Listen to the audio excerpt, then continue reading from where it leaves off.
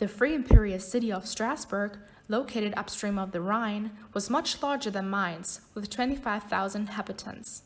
It was also an important trading city. The district St. Arbogast, where Johannes Gutenberg lived, was named after the Benedictine monastery of the same name there. The document on this event is the first evidence of Johannes Gutenberg's stay in Strasbourg. Incidentally, he had a good reason for this imprisonment.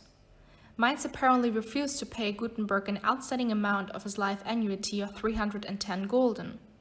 The Strasbourg Council, however, asked him to release Wörstadt, and after the town chronicler had promised to pay the money, he was allowed to leave.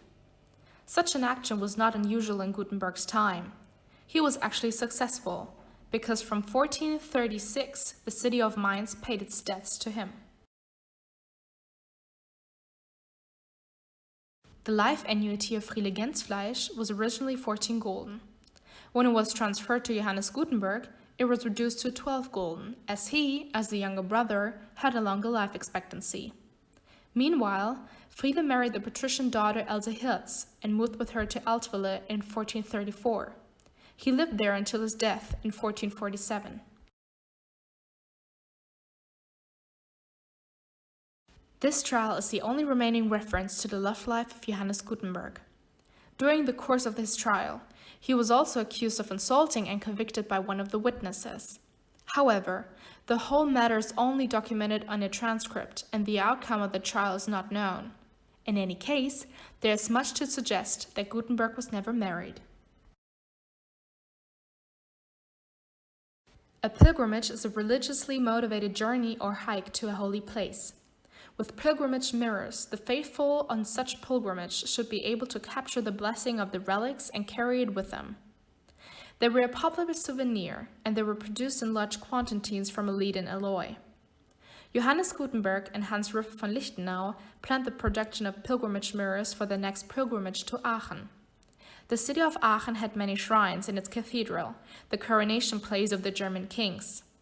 In 1349, these Aachen shrines were shown to the public for the first time, thus establishing the tradition of pilgrimages there. Gutenberg and Riffe, however, got lost in the date. The next pilgrimage, which took place every 7 years, did not take place in 1439 as they had assumed, but in 1440. This consortium was founded by Johannes Gutenberg in connection with his initiative for the serial production of pilgrimage mirrors, as explained in the last part. He thus sought further partners in Strasbourg to finance a new technical process, which was not specified in detail. The polishing of precious stones refers to the craft of coinage or goldsmithing. After Andreas Dritzhn died in 1439, his brothers, Claus and Jäger, sued Johannes Gutenberg. They demanded that he repay the capital that Dritzhn had paid into the joint venture, or take them on as partners. Of the entire trial, the files containing witness statements and a copy of the judgment have been preserved. The well-known phrase Kunst und Aventur was also used in other contemporary sources for crafts and trade. Keeping the invention of new technical processes secret was quite common, and it is indeed no longer comprehensible what exactly the contract between Johannes Gutenberg, Andreas Heilmann, Hans Riffe, and Andreas Dritzhn was about.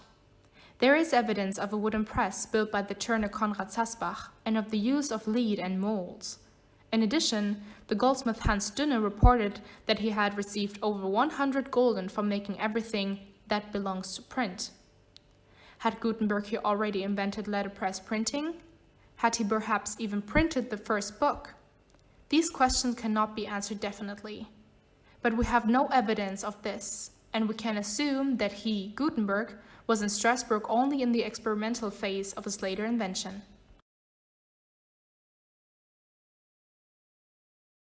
This tax list is the last news about our inventor in Strasbourg. The term Zugeselle does not mean a full member of the Goldsmith Guild. Contrary to what is often claimed, Johannes Gutenberg was not a goldsmith as a patrician. The tax list also states that he owned a fortune of over 400 pounds of Strasbourg denarii. Therefore, he had to pay half the maintenance cost of a horse for use in the Armagnac War. The Armagnacs were armed mercenaries. They were named after the Count of Armagnac, in whose service they originally served. In France, they had replaced the traditional army of knights and drove the English out of the country during the French War. The English had invaded France at the side of the Duke of Burgundy. In 1435, after a settlement had been negotiated with Burgundy, the Armagnacs were no longer in use. As a result, they often plundered and robbed the area. In 1444, they invaded the Upper Rhine area.